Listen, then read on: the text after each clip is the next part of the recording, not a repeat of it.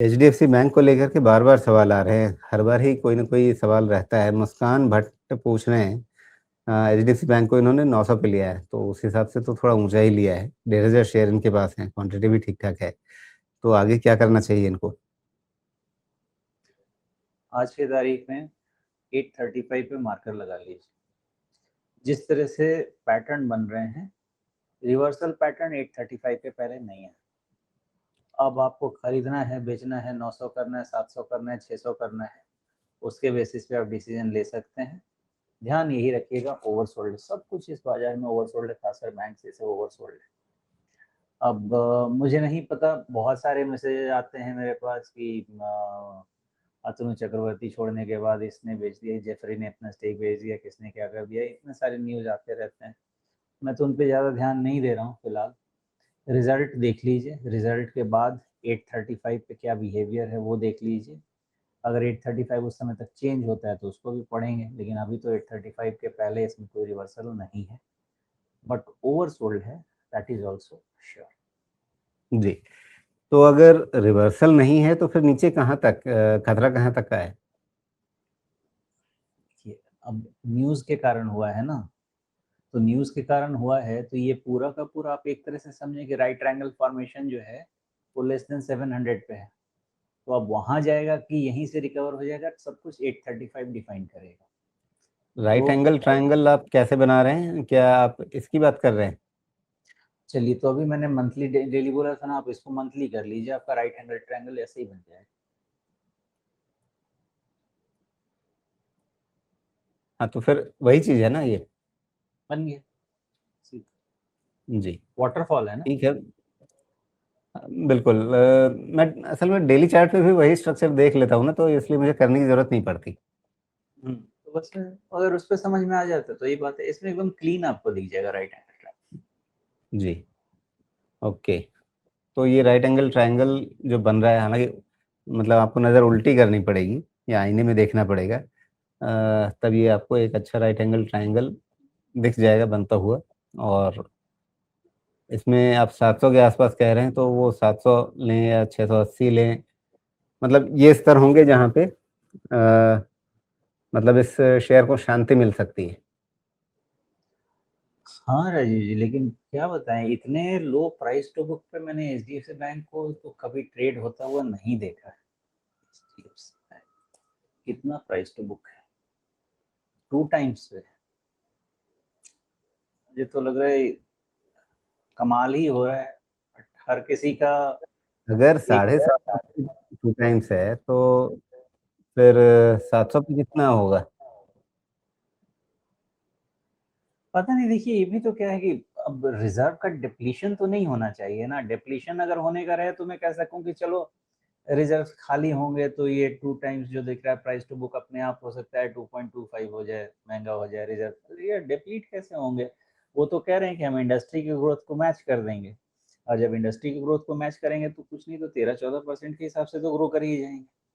तो मान लीजिए कि 15% से हर हर साल नेटवर्थ अगर ऐड हो ही जाता है, या 12% से भी नेटवर्थ ऐड होता है, तो ऐड होता है, डिप्लीट तो नहीं होता है। तो पता नहीं मार्केट क्या यहाँ पे देखना चाह रहा है। नहीं, जिस समय बाज़ार को कुछ ना समझ में आ रहा हो, क्या वही मौका होता है कि भई आप आपके सामने क्या है? एचडीएफसी जैसा ब्रांड जिसमें आप चार्ट के हिसाब से भी क्या देख रहे हैं ज़्यादा से ज़्यादा लगभग 10% तक का डाउनसाइड यहाँ से भी। मतलब अगर 680 भी गया तो 10% के आस-पास बनेगा। उतना रिस्क लेकर के आपको एचडीएफसी जैसा ब्रांड यहाँ पे इस भाव पे मिल रहा है, जो आप आश्चर्य कर रहे हैं कि 2 के आस-पास के बुक वैल्यू पे दिख रहा है, प्राइस टू बुक पे। मतलब क्या बाज़ार आपको थाली में परोस के अवसर दे रहा है? मैं अभी इसका डिसीजन नहीं ले पा रहा हूँ। कारण क्या है, मैं इसको बहुत लंबे समय से देख रहा हूँ। इसका 4.25 से करीब करीब आप समझें कि 4 का रेंज प्राइस टू बुक का होता था।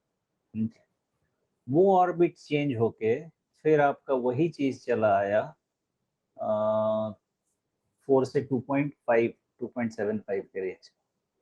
अब वो भी नहीं है तो पी में भी लोअर हाई बनता जा रहा है, प्राइस टू बुक में भी।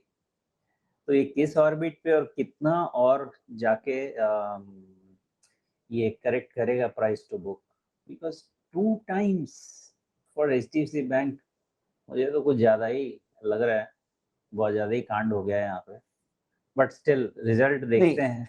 या तो आप मान लें कि हाँ कुछ बड़ा बम फटने वाला है, या वैसा कुछ नहीं है, और जो हमने पहले भी डिस्कस किया कि एक व्यक्ति की अपनी मतलब जो एक लोगों में हो जाती है व्यक्तिगत अनबन, उस तरह का कुछ मामला रहा हो और कोई सिस्टमिक इश्यू नहीं है जिसका संकेत आरबीआई ने भी दिया, और बिज़नेस ग्रोथ के बारे में बैंक आपको कह ही रहा है कि भई हम इंडस्ट्री के साथ तो चलेंगे ही।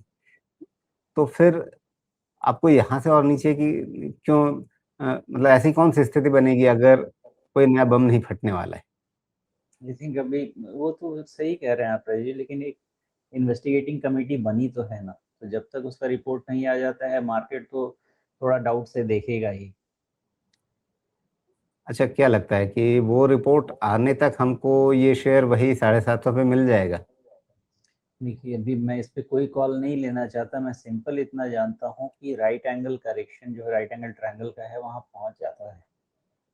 तो अगर रिकवरी हुई भी तो सेंटिमेंट रिकवरी होने में समय लगेगा।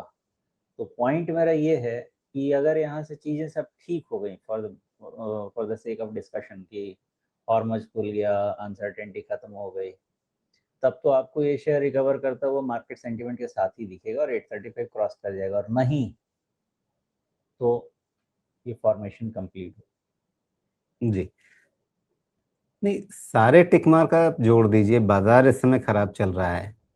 सेक्टर के लिए सेंटिमेंट खराब होता हुआ दिख रहा है। स्टॉक के बारे में पहले से गिरावट चली आ रही थी सेंटिमेंटली, मतलब आप वहाँ पे थोड़ी चैलेंज थी, और उसके बाद ये अतनु चक्रवर्ती जी का ये बयान और उसके चलते और पिटाई।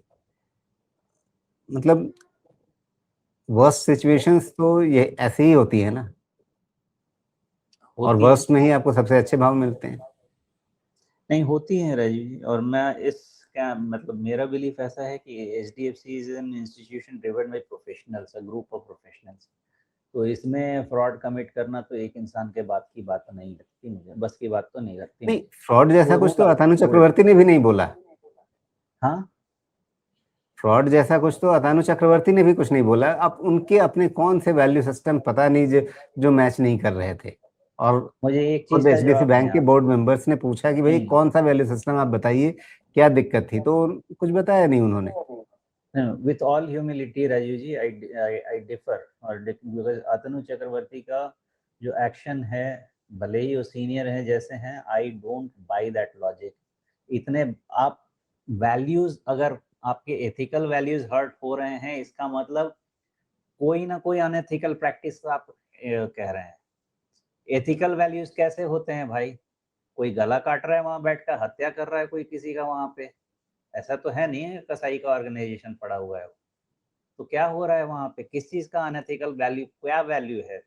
कहना क्या तो चाह रहे इस हैं? तो तो इसीलिए तो मेरे मैं पूछ रहा हूँ कि जब जब उनसे बार-बार पूछा गया, बोर्ड जैसे एचडीएफसी बैंक के बोर्ड लेवल के लोगों ने पूछा, और मतलब बोर्ड मीटिंग में ही पूछा, और उसके बाद भी अगर वो कुछ भी ऐसा हिंट नहीं कर पा रहे हैं कि क्या गलत लगा उन्हें।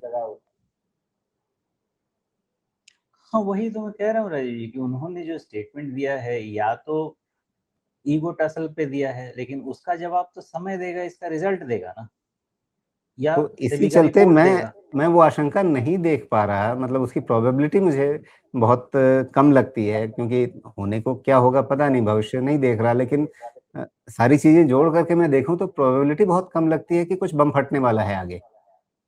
लगता तो मैं तो खुद ही कह रहा हूँ, और मैं दूसरे एंगल से आ रहा हूँ कि अगर एक आदमी कोई सत्ता चलाए तो उसके डायरेक्शन पे फ्रॉड, अनएथिकल सब कुछ हो सकता है।